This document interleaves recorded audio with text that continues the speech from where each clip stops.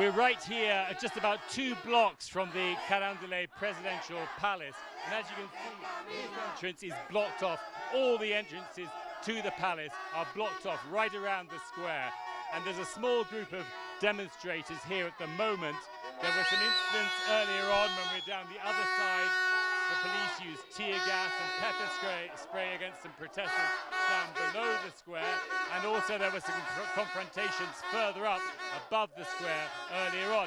But right now, what people are really waiting for is the arrival of several thousand indigenous protesters who've been coming in from the south of the city.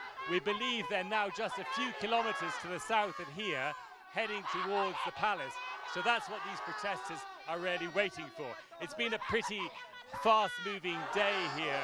Just a few hours earlier, we saw in the presidential palace, in the Carondelet, there was a lot of journalists around waiting for a news conference.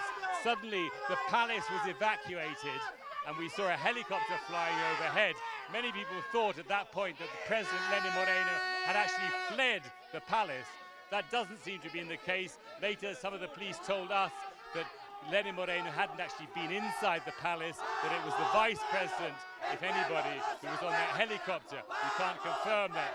But the big thing here, really, throughout the day, has been the arrival of thousands of indigenous protesters from the north and from the south in really large contingents. We saw earlier in the day some of the indigenous protesters on the southern outskirts of the capital.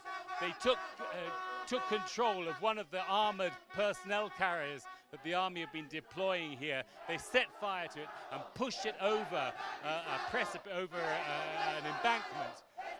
And that was just one sign of the kind of force that this protest is having against the fuel price rises and against Lenin Moreno's austerity measures.